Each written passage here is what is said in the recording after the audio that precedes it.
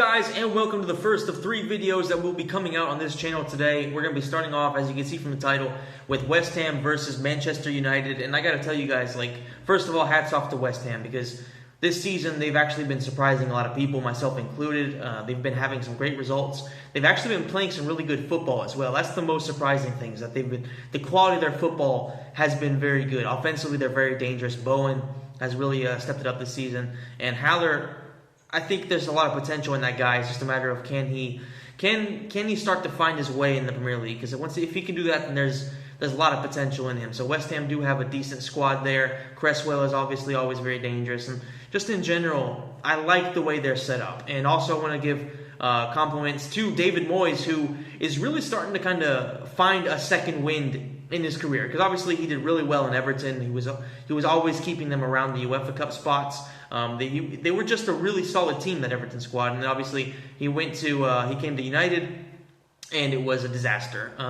I don't think it was necessarily all his fault, but obviously he had plenty of reasons to be blamed for a lot of the things that happened at the club, such as, of course, sacking a lot of Sir Alex Ferguson's men around the club. Obviously, just in general, it was a disaster, his time at the club. But realistically, if you look at how things have progressed afterwards, we've never been as bad as we were under him, but a lot of times we weren't that much better, to be honest with you. So I do think he had plenty of reason to be blamed, but overall he is definitely a good manager. And despite having a couple of bad experiences after that, he is starting to really prove himself once again at West Ham. And I feel like, given this squad, the way that they're built, I think it does really suit him as a manager, and I do think that West Ham are in for some good things. Obviously not, competing for titles or competing for European spots, but definitely, competing for a top 10. And who knows, maybe if they can build upon it, actually get towards the Europa League sometime down the line.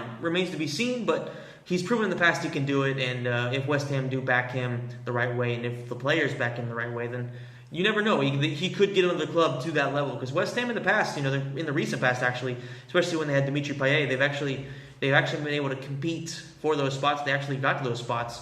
It's just a matter of, can they actually do it again.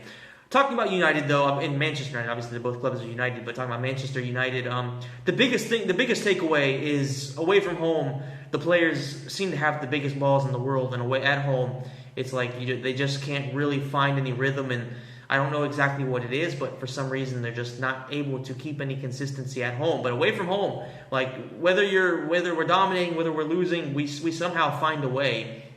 And I think that's 5. It's either 4 or 5. I don't want to say something stupid. I know that we've, at least the last 3, we've actually come back from behind. We've been able to hit a comeback to win a match in the Premier League, which is just kind of goes to show you, there really is no quit in this team. Because obviously, even against PSG in the Champions League, we were looking really good, and realistically, we could have won that match easily. But it just it didn't go our way for a lot of different reasons. And obviously, against West Ham, with that same spirit in the second half, we were able to turn around a match that we were playing way, way, way worse. In that first half, I think they had 9 or 10 shots to our 2 or 3, and they had plenty of chances to hit the post. They realistically could have been up 2 to 3-0 at the end of that first half. So things were looking very bad. I was actually kind of happy with the selection too, because obviously Bruno and Marcus Rashford are our 2 best players. I don't think there's really anybody who can deny that at this point. And they're arguably 2 of the best players in the league, especially Bruno.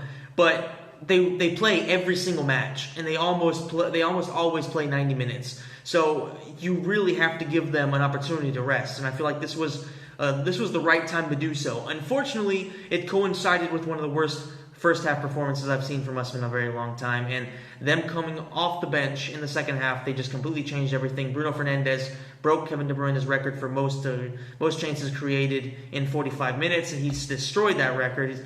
And he just proved once again that he is one of the best players in the world. And you could definitely argue that he's up there with Kevin De Bruyne in terms of being the best player in the league. And you could, realistically, man, you could say in his position, he's the best in the world. I believe he's right there. It's either him or De Bruyne. I don't see anybody else in the world that's even close to being on their level. So that's why in so many situations, it really just takes one moment of brilliance from Bruno to kind of just save our asses. It happens time and time again. And it just kind of goes to show you, without him, we are a nightmare of a team to have to build around. Because He really is the creator. He's the finisher in a lot of cases. And when we don't have him, we really, really miss him. Obviously, he came on, provided the assist for Paul Pogba, who had a phenomenal goal. And I got to say, like in the first half, Van de Beek, Paul Pogba, the entire midfield was extremely annoying to watch. This play in general was really shit. But in that second half, I think we saw why Paul Pogba is more complete with Bruno Fernandes, because the pressure is taken off of him completely. Because the biggest issue, in my opinion, for Pogba is, as talented and as good as he isn't the kind of player that you can look to be your leader. He isn't going to be the main guy on the pitch. He just can't handle it. I don't think he's capable of handling the pressure and staying focused for 90 minutes. But if he has a leader like Bruno Fernandes, who can take the mantle of being the most important player on the team, being the creator, being the leader, then we see the best of Paul Pogba. Because in that second half, he was way better. And obviously the goal isn't just the only thing he did. That was obviously an amazing goal. But he did have a lot better of a second half. I think I criticized Van de Beek after that match. Van de Beek, I don't know how the hell you pronounce it. Either way, I feel like once Donny does get familiar with the league and familiar with the team, I think he will blend in really nicely. I think him and Bruno actually do blend in really nicely. I just think that a midfield with Van de Beek, whatever, and Paul Pogba, it doesn't really work. Even if there's a holding midfielder, it just doesn't quite work. I don't know exactly what it is. Maybe because they're both extremely offensive players, and neither one of them is particularly good defensively, but it just doesn't seem to work. Now, West Ham are a team that are very aggressive, they're very physical, they are well equipped to take on an offensive team. So it could be a case of they are a group that works against teams like West Brom, or teams like that where they don't necessarily, they kind of just sit back and wait for you to go after them. That could be the case. The only problem is in this league, most teams are aggressive, most teams are hungry, and most teams are going to have a go at you no matter who you are. And that might not be a midfield that quite works. But we'll see how things develop. Obviously, Pogba hasn't played that often. Van de Beek hasn't played that often. I think once they start to gel together, alongside obviously Bruno, because obviously Pogba has played with him quite a bit, I think it's going to be a well-oiled machine at one point. It's just a matter of finding out how to work that machine. I would probably go with a 4-3-1-2. I would probably, obviously, with Fred or McTominay as the holding midfielder. I would have Pogba and Van de Beek as the CMs, who obviously move up and down, box to box. And I would have Bruno Fernandes as the cam, and I would have Rashford playing alongside Cavani, a target man alongside a fast player who can get in behind. Kind of like the old style of playing football, kind of like having York and Cole, having that kind of even like having a Berbatov Rooney type of thing. Old classic style football. That's kind of what I want to see, and we've been seeing that a bit. The only thing is, the way our team is, realistically, Rashford, Martial, Greenwood, these are all guys that are best on the wing coming inside. And I just think that's kind of the issue right now is we do have to figure out how to fit everybody into this team and getting them to play at the best of their abilities. But that's 5 wins in a row in the league away from home. That's 8 wins in a row 9 wins in a row in general for the club. So that's obviously breaking the record that Ollie set about a week ago in terms of away wins. So in general, we're looking good.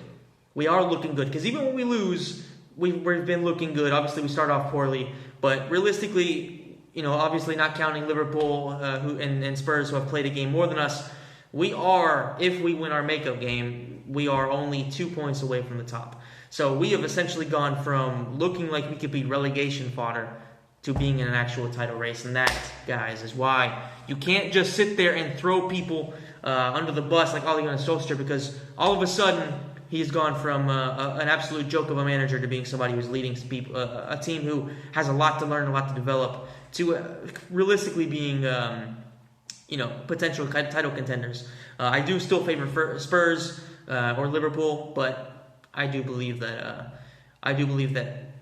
we're on the right track. So good. I don't know what the fuck that was, but guys, I hope you enjoyed this video. If you did, please hit the like button, subscribe to the channel, hit the notification bell, and let me know in the comment section down below what you thought of the match and what you think of the progress that United have been making. And I'll see you very shortly with another video.